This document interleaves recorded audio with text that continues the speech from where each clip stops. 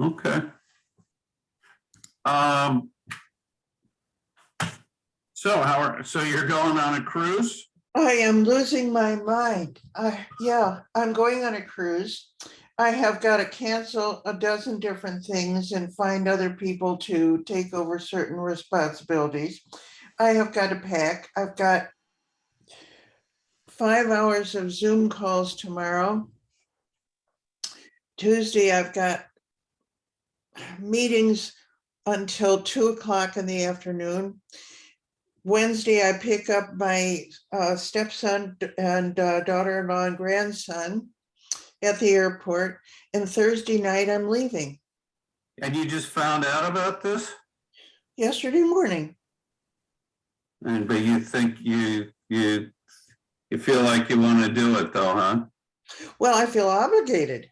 I mean, my cousin not only booked it, she paid for it. How come she wasn't able to give you a little more notice than that? Because she didn't decide to do it until Friday night. Yeah. And then Saturday morning, she said, what do you think? Would you be willing to do it? And I said, sure, when? Well, she never answered that. And the next morning, I discover I am booked. And it's paid for. And I've got 4 days. She didn't even give you the date before she booked it. No. Oh my, oh God, that's a little stressful.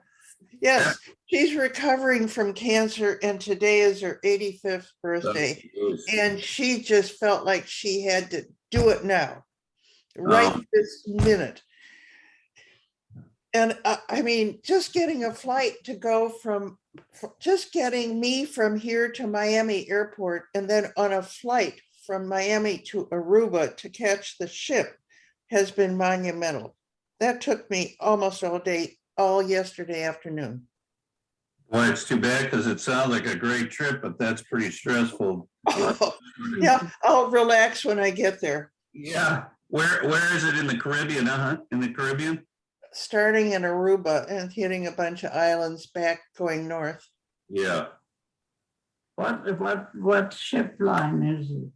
It's Seabourn.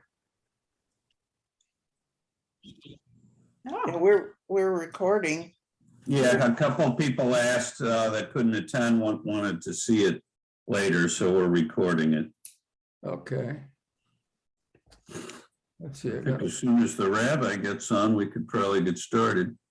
Mm-hmm.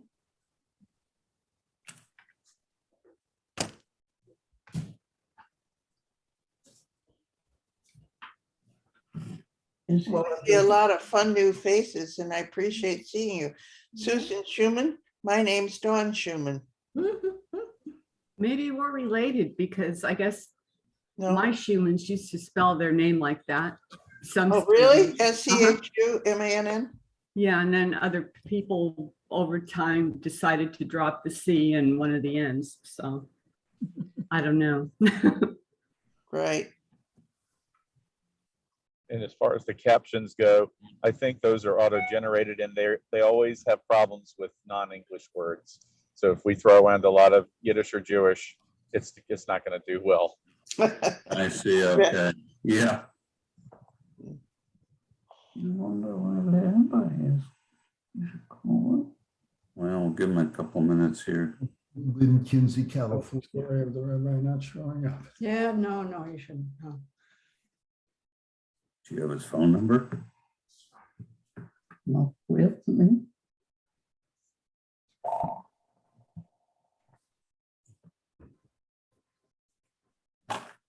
Yes, hello, Rabbi.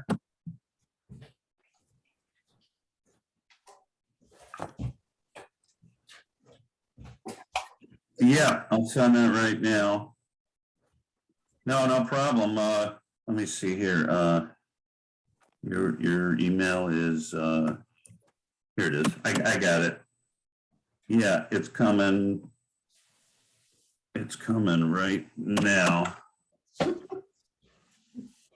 Oh, no problem. No problem. Let me know. Call me back if there's a problem. Okay. Okay, so I needed to resend the link to the rabbi, so he should be getting it now. Mhm.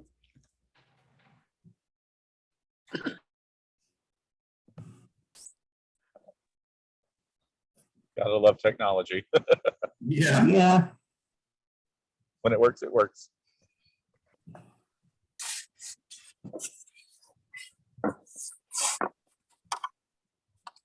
Glad he's getting it. Otherwise, one of us would have to do our stand-up comic routine or something. Oh, I've been waiting to see it, Ron. You're probably lucky that you're,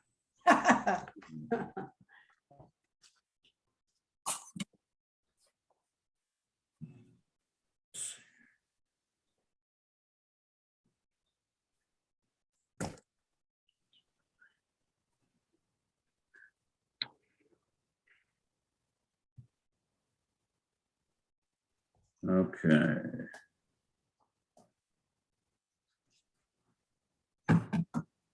Still having a problem there. yeah. Apparently.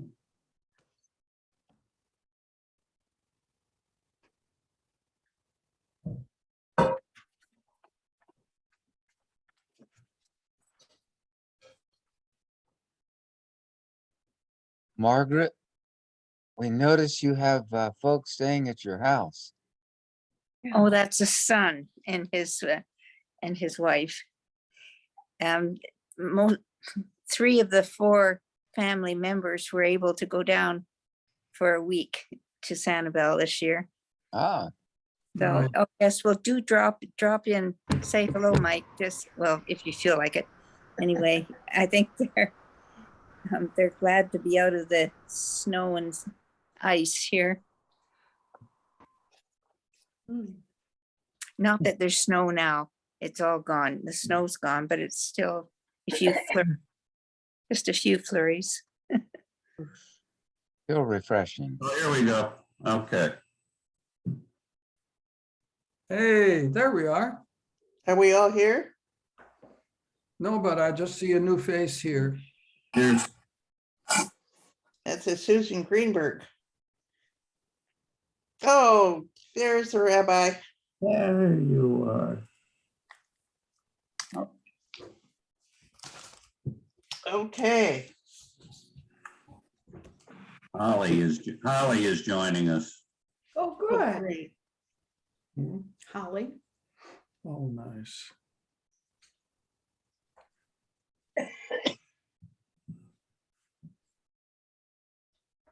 Well, should we get started? Well, okay, here's Stephen.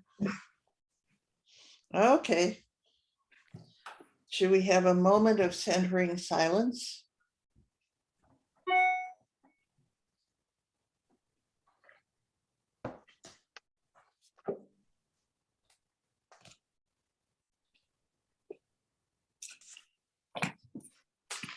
Okay, now I get to play pyro and light the chalice.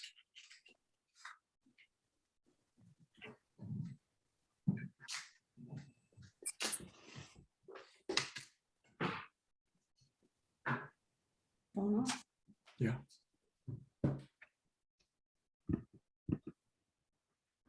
See the fire? Okay. And so shall we read together? May the light we now kindle Kindle, inspire us to use our powers to heal and not to harm, to help and not to hinder, to bless and not to not curse, to curse, to serve you, serve you, Spirit of light. And we, for those of you that are new, we take a moment to do sharing of joys and sorrows. So anyone that would like to celebrate what's going on in their life, let me know. Just raise your hand. Then I'll call on you. Okay, Stephen, Doug, Rabbi. Well, I first of all, it's a joy to be with you, but the reason I asked, and thank you for acceding to this request, to move the time from 5 to 4 is that this year at Passover on Friday, all of our children will be together with us for the first time in quite a few years, especially given the pandemic. And that is certainly an occasion for joy. And as soon as this meeting adjourns, I will be heading to the airport to help fetch them in. Oh, Oh, great. That's wonderful. Okay, well, I've got one. I guess it's a joy.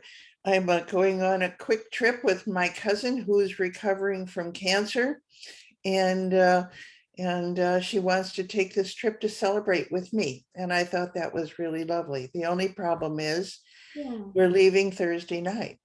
And this was decided yesterday morning. So Oh, it's wild and crazy, but lots of fun. She's my sister cousin. So hmm. how about the rest of you? Yes. Ely, Evie? Oh, sorry. Yeah. We have joy, which is to be here with all of you. We are Lisa and Chuck from St. Louis. We're Unitarians that live there, but we do have a condo on Sanibel, and we haven't gotten down here much, and never when you all were meeting. So we're happy to be here and Oh, nice. know you. That's very nice. Wonderful. Welcome. Welcome. Okay, anyone else?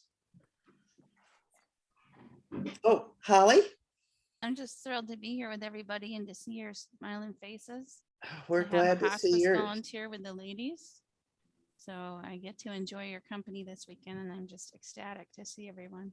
Oh, We're happy to see you. I know you're going through it, so we doubly celebrate your being here. Thank you. Anyone else? Actually, I can't see Holly, but, oh, where? Over there. Okay. hi, Holly. Okay. Well, we have had a nice, happy surprise that our daughter from Silver Spring, Maryland, stopped by to spend a night with us last night. That was just delightful. Oh, wow. Yeah. Anyone else? Okay. Shall we do the responsive reading? I'll lead and then you read the smaller writing. We give thanks this day For the expanding grandeur grandeur of of creation, creation, worlds worlds known known and unknown, Yeah. galaxies beyond galaxies, filling us with awe, challenging our imaginations. We give thanks this day For For the the good of human life, its wonders and surprises, its hopes and achievements. We give thanks this day for high hopes and noble causes, faith without without fanaticism, for understanding of views not shared. We give thanks this day. Yeah. Carla, would you like to introduce our speaker? Yes. Rabbi Stephen Fuchs has served as rabbi of Bat Yam Temple of the Islands since the fall of 2017. I am not going to give a formal introduction, as most of you know him from having been with us in the past, and for him being all over the island. I am honored to call him Stephen, and I have become friends with him and his wonderful wife, Vicky, who unfortunately couldn't join us today because she's in the air. I like the subject of the rabbi's talk today. Why didn't God stop the Holocaust? It's a subject that I've dealt with for years without an answer. Benno and I have also struggled with a related question. Given such a horrible event, Does God even exist? Maybe the rabbi can address this as well. Thank you. It's your turn. Carla, thank you very, very much for this gracious introduction. I don't know that I can address the topic to anyone's satisfaction other than my own, because we all have our own experiences, which are the prism through which we view this and just about every other question. I think that if I am to be honest with you, I would have to say that the first question that I must try to answer for you is, what is God to me? Because only then can my answer be one which, even if it does not resonate with your, even if it doesn't resonate with your experience, at least you can understand from where I am coming. Now, I address this question in a less thorough way than I am now in my brand new book, 75 and Me, which I hope that you will all want to read and review on Amazon and say that it is probably the best book that has been written in the last 20 years or something mild like that. But when a few years ago here in Sanibel, the late Jeanette Kaiser, whom some of you may remember, asked me point blank, what is God? And her question prompted this answer, which I will read to you now, and it prompted me to write this earlier book called Who Created God, which is also available on Amazon. But this is how I answered Jeanette. This is what God means to me. I understand God in two specific ways. God is the invisible, incorporeal force who initiated the process that led to the evolution of the natural world as we know it. The process was orderly and purposeful. I believe God created humanity to be in charge of and responsible for God's world.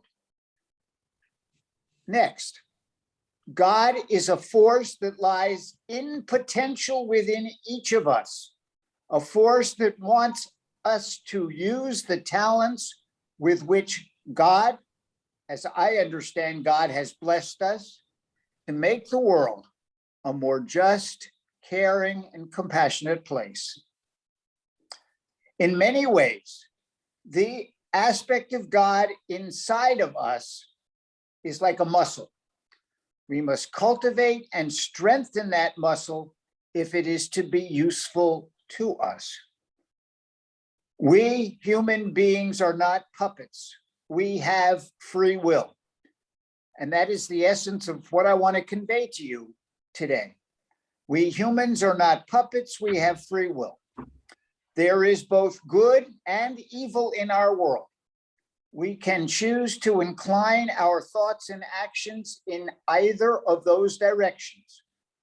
God, as I understand God, wants us to use the minds with which we have been blessed to analyze the ramifications of choices we make and choose to perform acts of kindness and caring that make a positive difference in the lives of others.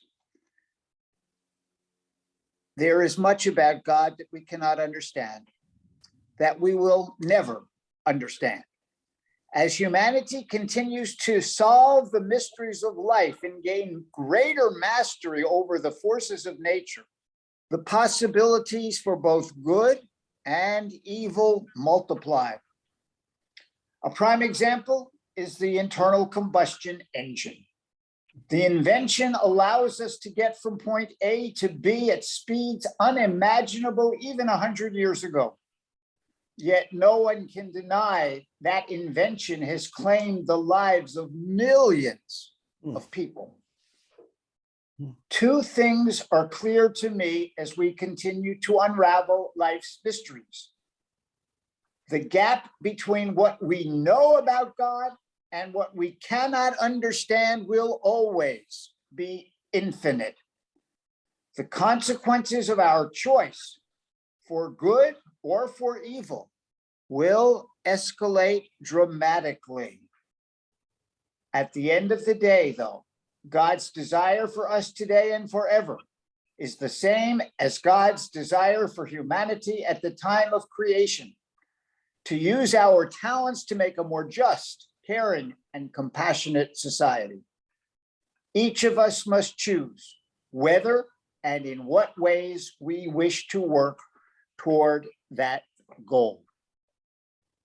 So with that as a baseline, I want to take you all the way back to the time of creation, and specifically the creation story in the book of Genesis.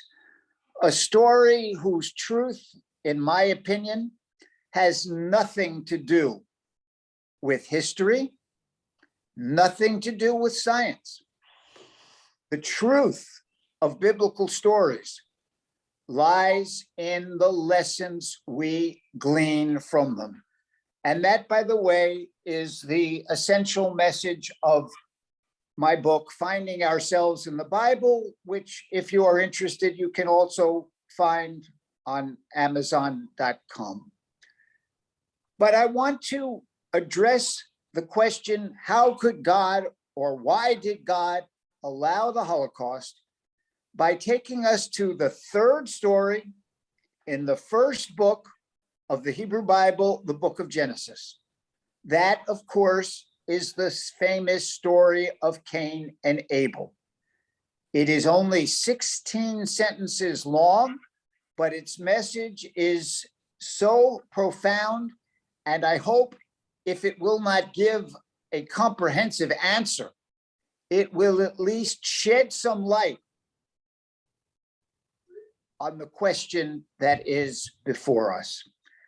Let me share the story with you. You remember the first couple, Adam and Eve, are expelled from the Garden of Eden. And for the first time, at the beginning of chapter 4, we read of an act of sexual intercourse, and the story unfolds this way.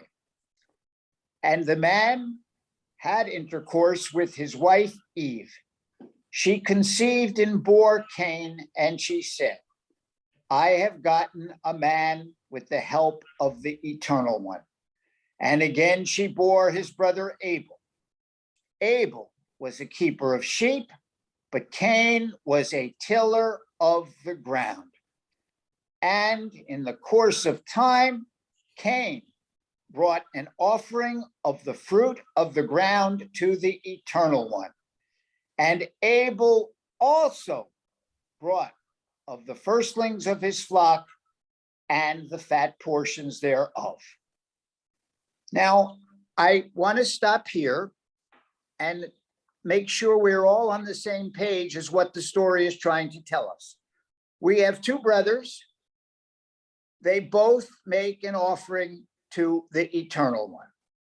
We will see next, God paid respect or accepted Abel's offering, but to Cain and his offering, he had no respect. He did not accept it. Cain was very angry and his face fell. So the first question we have to ask is why? Why does God accept one offering and not the other? Here is the bottom line answer. Get ready. I don't know. And none of us can know God. The message of the book of Job is that at the end of the day, God is not fully knowable to us. This is the way I see it.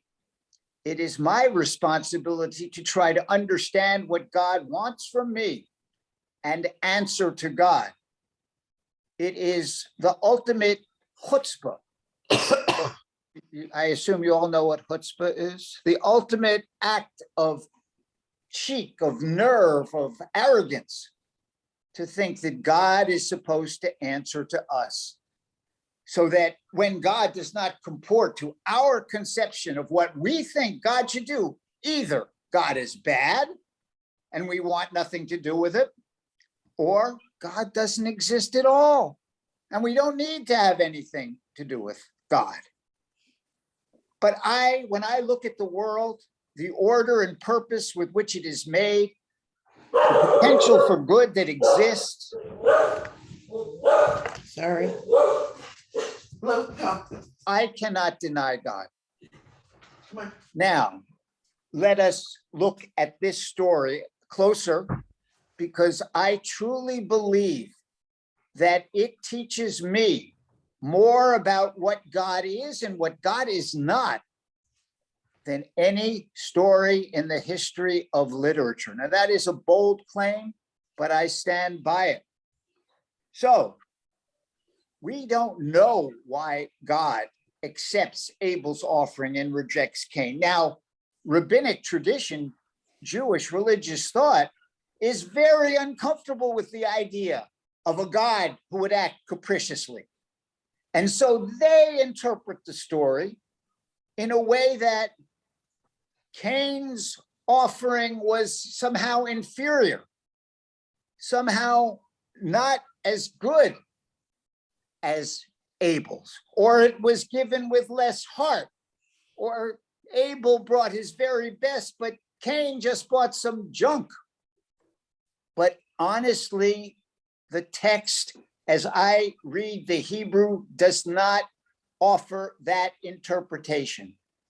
The text purposefully, I believe, leaves us with the seeming inconsistency, call it unfairness, of God in accepting one offering, but rejecting the other. So I ask the question, what is in this story for me? What does this story teach me? Well, in this case, the Torah is teaching us the way life is, not the way life should be. What do I mean by that?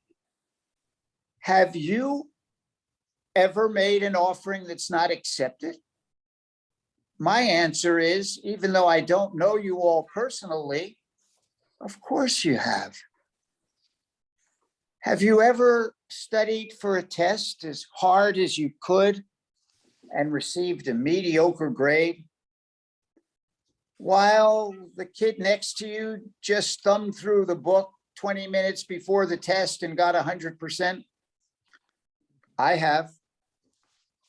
Have you ever wanted to be the star of the team, practicing and practicing, loved the game, and ended up somewhere in the middle of the bench while someone else with more natural ability, but not nearly the commitment that you have, is a starter or even a star? I have. Have you ever loved someone so much that you thought you would like perhaps to spend your life with him or her, but they just didn't feel the same way about you? And how did you feel about the person that that individual walked off with? Have you ever applied to a college or a university and got one of those thin letters that say, oh, due to the extraordinary number of qualified applicants, we can't accept you? Or did you ever apply for a job for which you knew you were qualified and have it go to someone you knew in your heart was not as worthy of the position as you are? ladies and gentlemen, I bet some or all of those things have happened to each and every one of us. And you can think of many, many more examples. And that's what the story of Cain and Abel is all about. Life is not always fair. And we all make offerings that are not accepted. So what is Cain's reaction? It's the same reaction as I had and you had when I got that C- and she got an A. When I was on the bench and he was on the field. When the person I loved somebody else. I was angry. I was jealous. Just like Cain. Just like Cain. And so I just lost my text here. Let's see what happens next. And the Eternal One said to Cain, why are you angry? And why is your face fallen? In other words, why are you so angry and so jealous? If you do right, you will find uplift. But if you do not, sin couches at the door. Its desire is towards you. Its desire is very strong, but you can rule over it. Well, most of us, thankfully, are not as angry or as jealous as Cain was when his offering was not accepted, but we can certainly relate to how he felt. And here is the nub of the answer to the question I have chosen to address this morning. God has taken time out of what we presume is a very busy divine schedule to go one-on-one and speak directly to Cain and say to him, Cain, I know how you feel. I know what you're thinking. Don't do it. Don't do it. But I hope I'm not spoiling the story when I reveal Cain killed his brother anyway.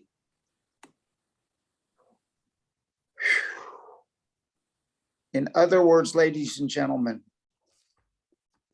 this story teaches us of a God who makes very clear that God understands how we feel, that God has created us with free will to do either good or evil, and that God ardently, urgently wishes that we each will use our powers and our abilities, whatever they may be, to do what is good, to do what is just and right. But even after God speaks with him so directly, Cain kills his brother anyway. And to me, that is the answer to the question. God gives us all free will. We are free agents. No, someone asked, do I think God chose Abel's offering because Cain saw something wrong and there was something wrong in Cain's heart? No, we have to live with what is the seeming inconsistency or even unfairness of God. Once again, God doesn't answer to us. We answer to God. As God said to Job at the climax of the long and complicated book, where were you when I laid the foundations of the earth, when I breathed the breath of life into humanity? You can be as smart as you want. You can make as many computers as you wish. You can even find cures to horrible diseases, but the gap between your knowledge and mine will always be infinite. Let me put it another way. The story of creation doesn't teach us about a big light to rule the day or a little light to rule the night. It doesn't teach us that God made the world in 6 days. It teaches that life has purpose and meaning, and we are in charge of and responsible for this world, and the choices we make count, and God does not foreclose for us the option of choosing either direction. And that is a principle written into the very fabric of the opening stories of the first book of the Bible. So we had no right to expect God to stop Hitler or a murderer in the street. We have to do these things. This is society's problem, not God's. And the responsibility for thwarting evil is God's. Is ours, not God's. Some of you know that between 2014 and 2019, Vicki and I have spent between 5 and 10 weeks each year in Germany teaching about the Shoah. I also speak in churches, some 24 churches, most of which I have learned see me as the first Jew living that any of the people in the congregations have ever seen. I teach in synagogues and at the Abraham Geiger College for rabbinical and cantorial students in Germany. And I do so because Germany has done so much as a nation to atone or try to atone. They can never atone for the Shoah. But they've done what bit they can do, and they have done it more than any other country. And so the question becomes, and I say this over and over there, the Holocaust did not happen just because there were horrible people who had horrible ideas and perpetrated horrible acts. The Holocaust happened because innocent bystanders were bystanders.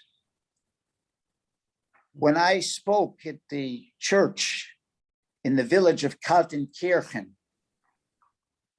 I noticed that a kilometer from the church, there was a concentration camp, which I also visited. And right across the street from that camp, it was not a death camp, it was a labor camp, but it was a horrible place. There were these beautiful homes just across the street on the other side of the fence. What were those people doing? What were they thinking? And in this church in Kaltenkirchen, the minister, the pastor, whom they trusted as their spiritual leader, left the church and became a Nazi Oberkommando who was tried and convicted at Nuremberg of the atrocity death of between 2,000 and 3,000 Jews. And my visit, my sermon before this church, again, where many people had never seen a living Jew before, was an act of atonement for them. Just as the painting in the vestry of a cross ripped out of the ground and lying askew on its side was an act of an atonement for this church, that they had put their trust in this man, this horrible, horrible man, who, by the way, was condemned to die, and the church had his sentence commuted to life in prison. And then the church got him out of jail completely, and he died in the normal course of things at the age of 85 or so. And the church weeps continually as a community for this man whom most of the present parishioners never laid eyes on, of course. And so what happens next in the story? Cain kills Abel. And what happens? God speaks to Cain again. and says, where is Abel, your brother? Of course, it's a rhetorical question. God is presented as being fully aware of what has happened. And Cain, in the voice of a petulant teenager, a voice I suspect each of us has heard a few times in our own lives. I don't know. Am I my brother's keeper? Ladies and gentlemen, I submit to you that is the question we should be responding to more than why did God allow the Holocaust? Why did we allow the Holocaust? And God then lowers the boom on Cain, saying, of course you are. That is the whole point. If my goal is that human beings create a just, caring, and compassionate society, that is the reason I made you. That is the hope with which I created all of us.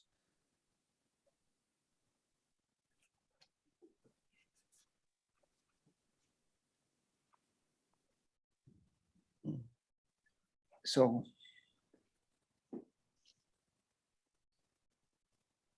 God banishes Cain.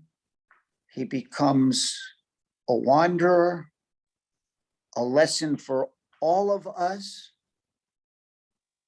that I hope resonates with you as much as it does with me. Why didn't God stop the Holocaust? God never allowed us to expect that God does that. God gives us free will. We are the ones in charge of and responsible for this world.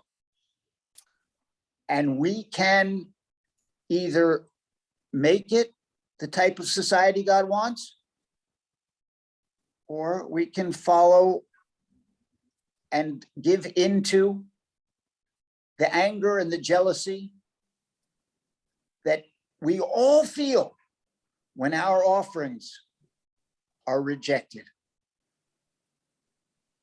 John Steinbeck, the American author, as some of you are aware, won the Nobel Prize for Literature in 1962. Steinbeck himself considered his greatest work not Grapes of Wrath, as some of you might think, but his 800-page expansion, his 800-page midrash, if that term resonates with you, on the story of Cain and Abel, titled with the last words of the biblical story, East of Eden. It is the story, he said, which is, quote, this is Steinberg's own quotation from his notes, the symbol story of the human soul, because it is every person's story. Steinbeck, I like to call him Steinberg, but he's not Jewish. Steinbeck wrote it's every man's story, but I want to be politically correct, so I will say it is every person's story. Why? Because we have all faced rejection. The question is, how will we respond to it? Will we continue to persevere and try to do what's right, learn from our mistakes and improve the next time? Or will we succumb to the anger and the jealousy, which is normal and understandable when we're in a mode of being rejected?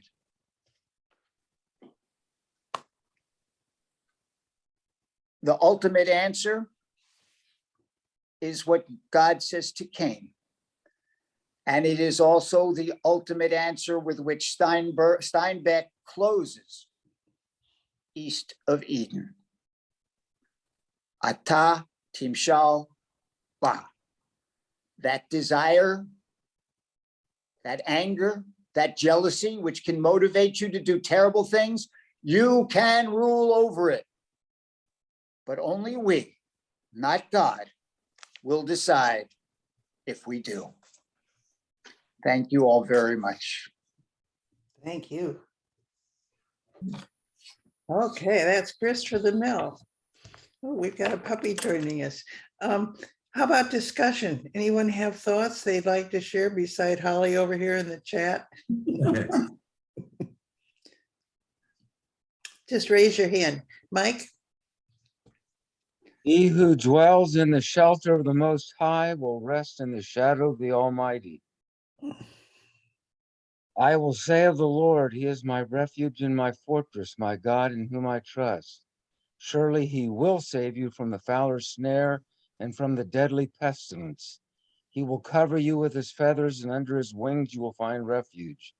His faithfulness will be your shield and rampart. You will not fear the terror of night, nor the arrow that flies by day, nor the pestilence that stalks in the darkness, nor the plague that destroys at midday. 1,000 may fall at your side, 10,000 at your right hand, but it will not come near you. You will only observe with your eyes and see the punishment of the wicked. If you make the Most High your dwelling, even the Lord who is my refuge, then no harm will befall you, no disaster will come near your tent, for he will command his angels concerning you to guard you in all your ways. And there are, as the rabbi knows, there are many, many verses like that, passages throughout the Psalms and through, everywhere. I agree with the rabbi on many points, but it is not accurate at all to portray the biblical God in such a dispassionate, Aristotelian way with free will.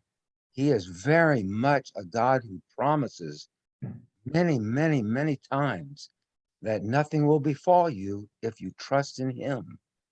It's just the biblical promise. I mean, that's what he says. Rabbi, what do you think about that? I'm not sure. Is there a question at the end of this that I can? No, there is no question. There's no doubt at all. The biblical God, the Bible has many genres, many types of styles, but always God is absolutely has the promise of what Psalm 91 there just said. That's just one of them. That he will absolutely, definitely preserve us from all evil. If we put our trust in him, if we're truly trusting in him, it will not befall us. I mean, Well, I guess it depends what you mean by evil. If you interpret that to say that evil only comes to people who don't believe, no, I don't say it. I don't believe that the Bible is saying. I actually agree with you much, but there he names the evil as the arrow that flies through the air. He names it as pestilence. He names it as those who smite you. If so I were to somehow subscribe to that, which I do not at all, and I don't Yeah. believe that's what the Bible is saying. I think the Bible is talking about a whole different realm of existence that we can triumph, we can somehow endure the evils that will befall us because we know they will. We can, I mean, I've officiated at funerals of children, and is it because the parents did something wrong? Of course right, not. of course. Absolutely, of course not. And so this is, in my opinion, if you take it literally, Psalm 91 and similar passages will mislead you. But if you take them as a sense that, in the sense that even though things will happen that we can't understand, the best way of dealing with them is to put our trust in God and to turn to God for comfort. I love the story, you may be familiar with it, of a man who was somehow able to see the course of his life in a conversation with God. And God says, see those footprints in the sand? See where there are two sets of footprints? That's where I walked with you. And the man says, but what about the places where there was only one set of footprints? Why did you leave me then? And God says, those are the places where I carried you So God is beyond our understanding, and to say the Bible says this and therefore that's to be taken literally, you are right. There are many genres, many authors, many voices which contribute to the corpus of biblical literature. And the mind that God has given us to think and to analyze and to work through these things is what we are called upon to use in biblical interpretation. And so for me, these verses are inspirational, encouraging me, even though things may not be going well, to have trust. But they don't come to me to say, oh, do what's right and trust in God and everything wonderful and nothing bad will ever happen to you. Because if that were the case, I would be giving this address not to 20 odd people here in Sanibel, but in Madison Square Garden or the Superdome or something like that. Life doesn't work that way. But I do love the Psalms and I study them every day for the inspiration I get out of them. The Psalms are wonderful. No, Thank I you. agree. That With you. answers one of I my agree with your questions. interpretations. Absolutely. I Thank you. just think that my point, of course, is that it does. It's understandable why Carla might ask the question she did initially. Of course, it's understandable. I would go as In far light as of to all say, of these Mike, that apparent promises, it Cantor does. would like to join the conversation. 1 second, Mike, I just want to say, this question that Carla puzzles over is probably the single most frequently asked question that I've received over the 50 years of being a rabbi. Yes, please, Don. Cantor? Hi, thank you. I was just going to respond in much the same way that Rabbi Fuchs has responded regarding the Psalms. I find them to be an uplifting and inspirational body of work, and I don't minimize their value. They are integral to our understanding of the Jewish faith. But I think that when David wrote them, he was writing songs of praise, and they reach into the realm of allegory a great deal. There's a great deal of I don't want to say hyperbole because that's not the right word. There's a great deal of poetic license that's taken with these statements, and I think that the rabbi hit the nail on the head. These are promises of spiritual strength and perseverance that allow us to combat the evils that we find in everyday life. And the idea that evil will never befall us, I think, is divorcing ourselves of reason, because the world is filled with bad things and bad actors and bad things that just happen that seemingly just happen chaotically, and they happen to good people, or people that follow the tenets of their faith. But I do think that those Psalms, they may be regarded as promises in one way, but I think that to regard them as promises that are going to protect us like an amulet from bad things happening, it's just it's not how I see it. I think that the idea that our spiritual destiny is guarded over by God is the lesson I take from this. And even though bad things happen to us here, if we hold fast to our faith, that we have a place in the world to come, and that is where I think that message is leading us. I really appreciate your being here, and I certainly appreciate your insight. Thank you so much. Thank you, Rabbi. Anyone else? Well, with that, because we're coming to the end of our time, and I know the rabbi has to get to the airport. Shall we have our closing? Well, Yes.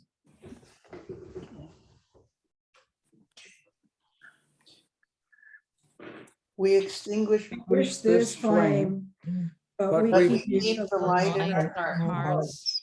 with its message of love, And justice, bringing Get it it outside outside these walls. Bringing it outside these.